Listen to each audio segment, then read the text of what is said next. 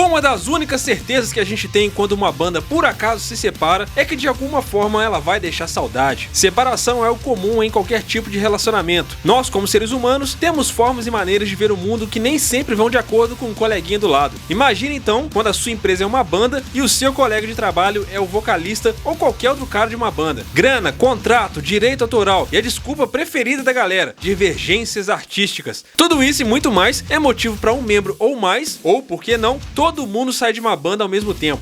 A real é que o mundo da música tá recheado desses casos e pelos mais variados motivos. E a real é que às vezes esses caras resolvem deixar as diferenças de lado, fazer as pazes ou se aguentar em prol de fazer uma reunião. Às vezes a reunião é muito bem-vinda e a gente adora, e às vezes não. Pra que eu vou mentir, né? A real é que tem vezes que era melhor que não tivesse acontecido, era nada. Por isso hoje aqui vamos falar de algumas reuniões que acabaram rolando e que tava todo mundo esperando, ou não, que acabaram rolando.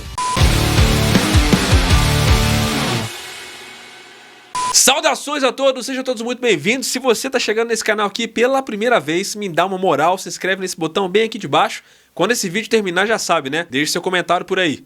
O Killswitch Engage já era uma banda promissora quando Jesse deixou o front. As suas lutas emocionais na época tornaram ele incapaz de permanecer à frente dos vocais. Na época ele conseguia dar o melhor dele em alguns shows, mas tinha que lutar o resto da turnê para conseguir dar esse melhor novamente. Jesse começou a sofrer e ter uma tristeza profunda, que piorou com o decorrer da turnê. Ele estava em um ponto da vida em que simplesmente não queria lutar por mais nada, e por isso, um dia simplesmente mandou um longo e-mail pro resto da banda, se despediu, foi curtir a sua lua de mel de seu recém-casamento na época e deixou o Killswitch Engage. Com essa situação, a banda precisava de alguém não só para substituir Jesse, mas também para dar um passo além e fazer com que o Killswitch crescesse. Foi então que eles encontraram Howard Jones. Quanto mais Howard participava do processo e se entregava mais à banda, mais o Killswitch Engage crescia com seu talento e atitude à frente nos palcos. A nova formação tocou na turnê do Road Rage na Europa em 2002 e no ano seguinte eles nos deram o privilégio de ouvir a primeira música com Howard, When Darkness Falls.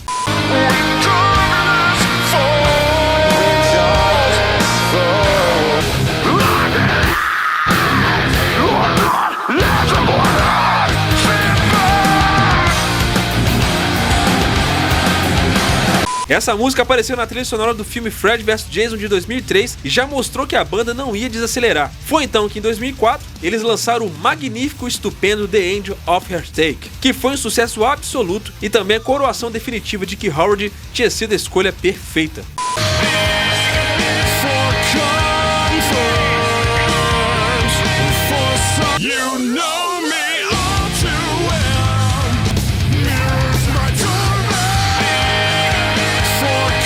Ao todo, Howard gravou 3 discos com Killswitch Engage. Esses discos foram discos que foram muito aclamados pela crítica e também pelos fãs. Álbuns que fizeram relativamente sucesso. Só que em 2012, pegando todo mundo de surpresa, a banda deixou uma nota oficial no seu site dizendo que depois de 9 anos, Howard Jones estava deixando a banda. Mais tarde ele explicou que estava deixando a banda porque ele tinha que cuidar do diabetes tipo 2 dele, que estava sendo agravada por causa da rotina das turnês que era muito puxada para ele. Foi então que começou uma grande especulação sobre quem seria o substituto de Howard, já que o talento do cara era enorme, ele tinha feito uma grande diferença à frente da banda. Surpreendendo a todos, ao invés do Killswitch Engage escolher um novo vocalista, eles optaram por fazer uma reunião com Jesse. A banda sentiu que a energia dele estava em dia, além de seu conhecimento e domínio do material antigo e novo. Isso fez dele a escolha certa. Jesse disse que se sentiu inseguro para substituir Howard Jones como vocalista, porque o cara simplesmente era bom demais. You know me.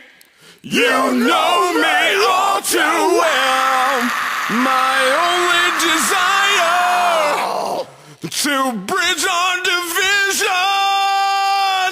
E a real é que os caras do Killswitch Engage ficaram bem chateados quando o Jesse saiu da banda. Ninguém tinha realmente um problema com ele. Só que o que tava rolando na época é que o cara tava vivendo um inferno astral e simplesmente não conseguia tocar a banda pra frente. Mas deixou todo mundo chateado por ter saído da banda, simplesmente mandando um e-mail pra galera. E essa reunião do Jesse com o Killswitch Engage é uma reunião que é vista com muito carinho pelos fãs. Porque apesar do Jesse não ter todo o talento do Howard, ele tem sim um grande potencial vocal e participou de um momento muito especial da banda. Então todos os fãs têm um carinho muito especial por ele. Leach left back in 2002 for personal and health reasons, and the band picked up vocalist Howard Jones. Jesse talked about how he was approached for the position and admitted there were tensions between the band and Howard Jones. Initially, I said no. I said, I don't think I'd be the guy for the job.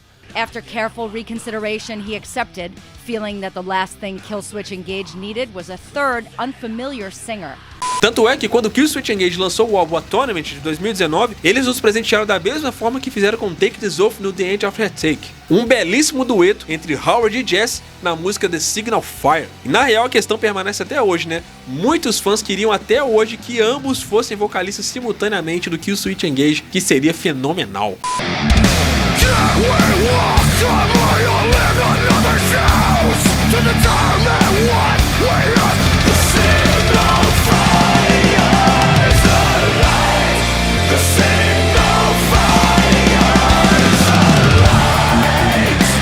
A banda mais perigosa do mundo era simplesmente uma locomotiva atropelando tudo no início dos anos 90. Nada podia parar o Guns N' Roses, apenas o próprio Guns N' Roses. A banda entrou em hiato em 1994 a 1996. Com a personalidade difícil de Axl Rose, descrita desde os tempos de Izzy Stradlin, logo Slash também deixou a banda e em seguida Matt Sorum, que foi demitido em abril de 1997, e depois pelo baixista Duff McKagan, que se demitiu da banda em agosto também do mesmo ano. Com isso começou uma enorme dança das cadeiras dentro da banda e apenas um nome permaneceu intacto, bem como a posição de Axl, que conseguiu os direitos exclusivos de uso do nome do Guns N' Roses à força supostamente. Durante anos os fãs ficaram sonhando com o Guns N' Roses se reunindo, esperando que essa reunião trouxesse de volta também o Guns N' Roses de Appetite for Destruction, já que o Chinese Democracy passou do status de lenda para um lançamento morno muito rápido para muitos fãs. O sonho parecia ainda mais distante quando o Axl chamou o Slash de câncer em uma entrevista dada à revista Billboard. Ele disse que estava claro que um deles ia morrer antes de rolar uma reunião. Mas em 2014 a poeira baixou e uma reunião parecia um bom negócio. Em maio daquele ano, Slash disse ao programa CBS que a tensão entre ele e Axl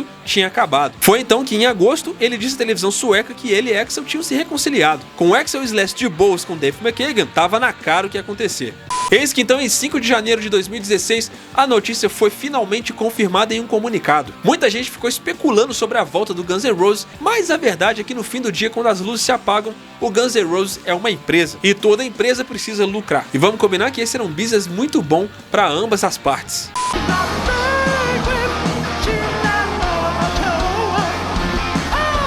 Pensa comigo, Axl, Slash e Duff voltaram a tocar juntos em um momento onde a indústria da música mudou bastante desde a última vez que eles subiram juntos ao palco. Naquela época não existiam plataformas de streaming e a música valia muito mais, já que o que impulsionava o negócio era a venda de discos. Agora é fato que a banda tem que ralar muito mais, já que o negócio é impulsionado na verdade por venda de shows. Por outro lado, nessa altura, quem não ia querer pagar para ver um show do Guns N' Roses? E na moral, os valores em volta dessa reunião são estratosféricos. Só o cachê para 2 shows do Coachella na época renderam 14 milhões para a banda. Será que deu certo essa reunião? Pelo menos financeiramente foi a jogada perfeita na hora certa.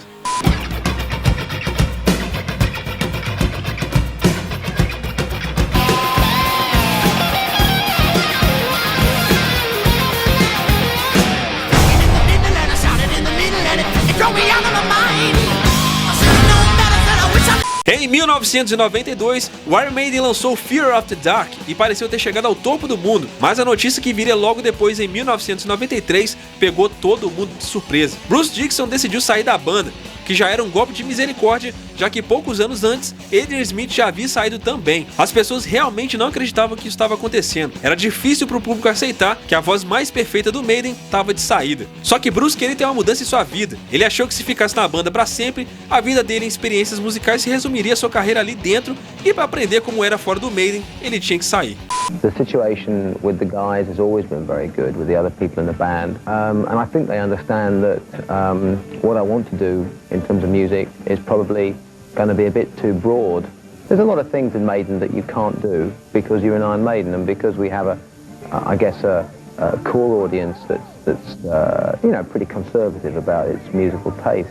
Logo depois, a banda contratou o Blaze Bayley, mas acabou não dando certo tanto para os membros da banda quanto para os fãs, especialmente após a tour do Virtual Eleven, que terminou na Argentina com o Blaze tendo um problema de voz por causa de uma reação alérgica ao pólen e à poeira. Além disso, todo mundo sabe que injustamente ele passou por momentos difíceis com os fãs comparando ele a Bruce Dickinson, chegando ao ponto de cuspirem nele, e com o próprio Iron Maiden, que forçou ele inevitavelmente a tocar todas as músicas em um tom mais alto do que ele podia. Depois dessa turnê desastrosa, Blaze acabou sendo demitido em 1999 e o Iron Maiden chamou Bruce Dickinson para voltar.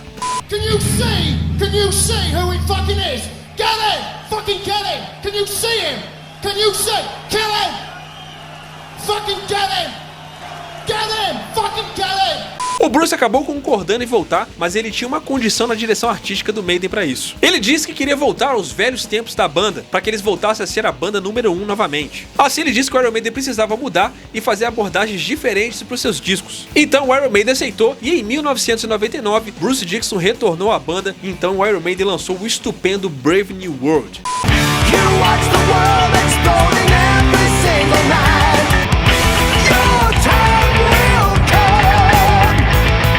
A real é que Bruce Dickinson não queria ter sua volta como uma espécie de reunião. A volta dele era mais sobre como o Iron Maiden estava olhando pro futuro. Ele queria realmente fazer um excelente novo disco e dar um rumo totalmente diferente pro Iron Maiden dali pra frente. Com isso ele voltou junto de Adrian Smith e o Iron Maiden passou a contar com um trio de guitarras. O All Brave New World marcou o início de uma nova era no Maiden muito bem sucedida. Foram inúmeros lançamentos de sucesso de crítica e uma formação muito sólida. Então não era exatamente o que o Bruce Dickinson queria, mas acabou se tornando uma grande reunião. E a bem da verdade, uma coisa ficou bem clara: Bruce Dickinson precisa tanto do Iron Maiden quanto o Iron Maiden precisa de Bruce Dickinson.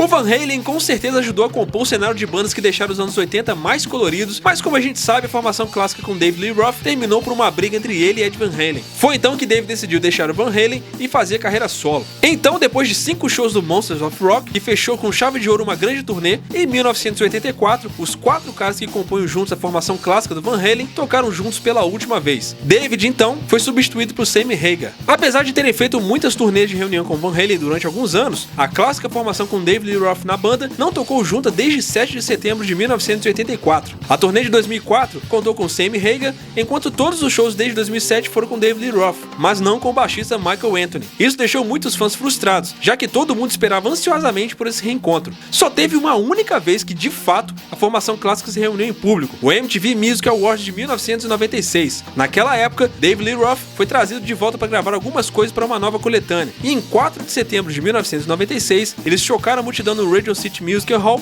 ao apresentar um prêmio juntos. Essa foi a primeira vez que eles subiram juntos em um palco em mais de 10 anos.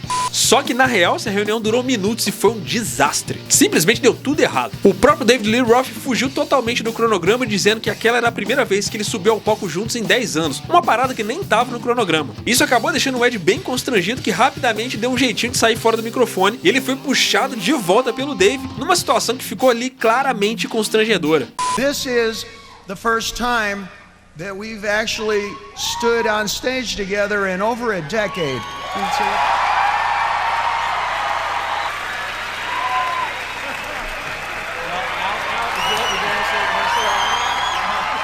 I'll do it for Al. We're here to present the award for Best Meal Video. Michael? Right. Is that mine? Oh, yeah. Have you noticed how things have changed a lot since the last time we were up here, really? No, really. It used to be, I want my MTV. And now it's like, give me your MTV or I'll blow your head off, man. E a sucessão de momentos constrangedores não fica só aí. Isso foi só uma pequena parte do constrangimento que foi essa reunião. O pior ainda estava por vir. Muito mais acabou acontecendo depois. Quando eles foram à MTV para explicar o que aconteceu, rolou muita troca de farpa sobre principalmente a atitude de Dave. E Ed mandou a real, dizendo que eles gravariam uma coletânea e que a Warner Bros queria que eles fizessem apenas 2 clipes, e que se Dave pensava que eles iam sair em turnê para ganhar dinheiro para ele, que ele podia esquecer. Com isso, a atitude de Dave mudou e ele reforçou que a noite era sobre ele e não sobre o quadril de Ed, que tinha comentado que precisava fazer uma cirurgia. If you think we're going on tour in the summer, forget it. We're not going to go out there and take your money. So I stayed quiet for 6 months, 7 months. And I still believe it's not necessary to make a comparison. I don't think you have to make a choice, but Van Halen demands it. Van Halen is demanding, for some bizarre, retarded reason, for the audience to make a choice. You have to either love us and hate him or vice versa. E essa foi a primeira tentativa do Van Halen de tentar fazer uma reunião com David Lee Roth. E a real é que as coisas estavam tão difíceis que os caras mal conseguiam apresentar um prêmio sem gerar uma briga. Acabou que Dave voltou pra banda em 2007, mas a essa altura Michael Anthony já não tocava mais com a banda. Eis que então que no início de 2019 começou a rolar um boato de que o Van Halen finalmente iria se reunir com a sua formação clássica. A ideia é que os caras iam fazer uma mega turnê tocando em grandes estádios. E essa teria sido sim a primeira vez que esses 4 caras da formação clássica teriam de fato se reunido desde o fatídico 1984. Mas infelizmente o estado de saúde de Ed Van Halen acabou piorando e, como a gente bem sabe, ele veio a falecer e essa reunião acabou nunca acontecendo. Fica aí de aviso, mano, a galera que tá enrolando aí pra fazer reunião, ó, essas coisas acontecem depois não tem mais volta, mano, é triste pra caramba.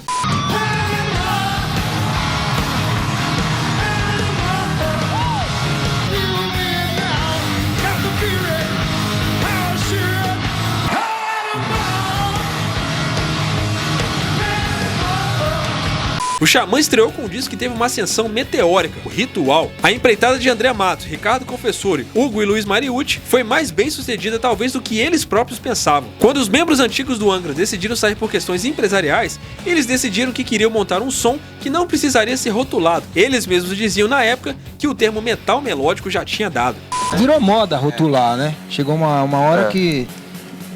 É comércio também. É simples, a gente tem variações de variações. Então que seja algo novo. A gente não queria mais ser chamado de metal melódico, porque isso já cansou, já deu.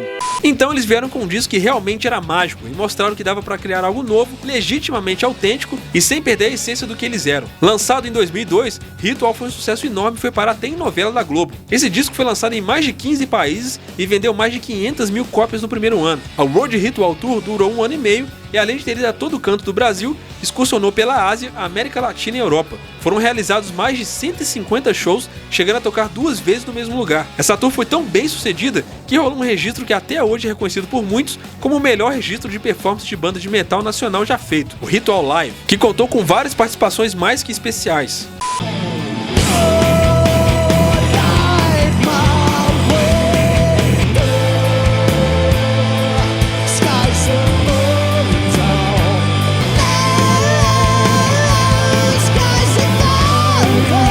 Logo depois, em 2005, eles lançaram Reason, que não teve o mesmo impacto, talvez porque os fãs esperavam um som mais power metal e receberam um som com uma pegada mais heavy metal. A verdade é que a banda mostrou que, como haviam prometido no Ritual, eles podiam e queriam ser usados e não rotulados. Só isso.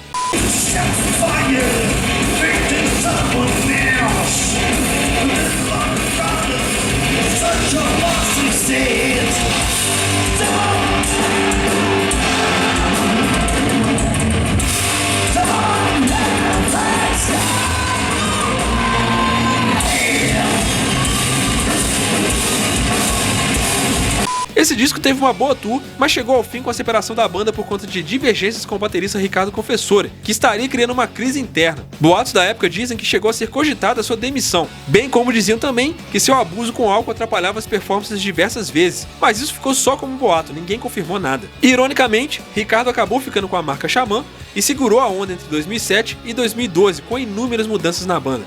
A partir daqui, a história do Xamã é uma loucura. O Ricardo acabou ficando na banda durante um tempo como o único membro original, o que fez com que os fãs acabassem perdendo um pouco da conexão que já existia ali. E essa nova formação, essa nova empreitada do Xamã, claramente nunca conseguiu embalar o mesmo sucesso de Ritual. Chegou a um ponto em que nem o próprio Ricardo estava mais na banda, o que não fez o Xamã uma banda ruim, muito pelo contrário. Só que simplesmente não existia mais aquela conexão que os fãs originalmente conheceram.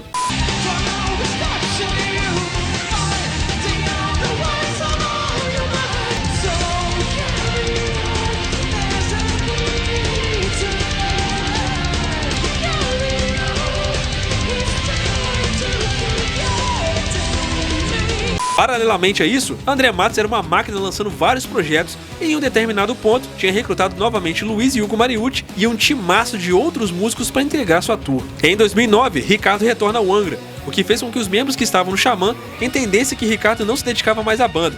E depois de longos 12 anos e muita aclamação dos fãs, em setembro de 2018, o Xamã finalmente se reuniu para fazer um show com a formação original. A euforia foi tão grande, a performance foi tão incrível, que não demorou muito para os caras anunciarem uma turnê. E a real é que foi mágico poder rever o Xamã com a sua formação original, principalmente com o André Matos à frente da banda, dando tudo de si.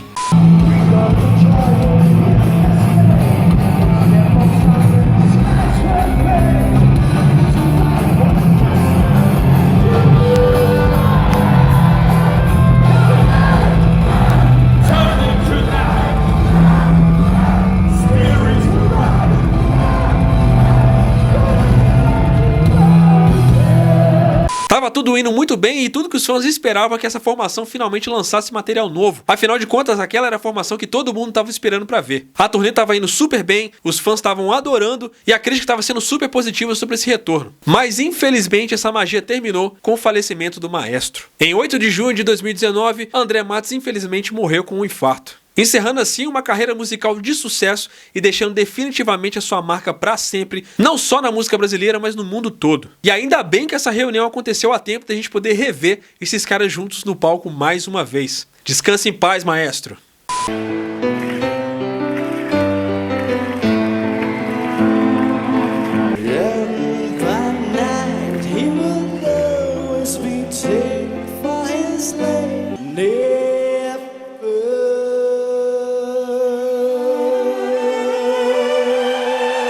E esses foram alguns casos que rolaram de algumas reuniões que foram muito bem sucedidas e fizeram um sucesso enorme, e outras que não foram tão esperadas e nem deram tão certo assim, né? Mas a real é que pra gente sempre rola aquela expectativa e a gente fica esperando sim que algumas bandas ou alguns músicos pelo menos voltem a se falar pra gente ter esse gostinho de rever uma parada que em algum momento foi muito bom pra gente, né? Mas isso, na minha opinião, eu espero que você tenha a sua. Deixa aqui embaixo o que você achou dessas bandas que fizeram algum tipo de reunião. Tamo juntão, muito obrigado pela sua audiência, até a próxima, valeu!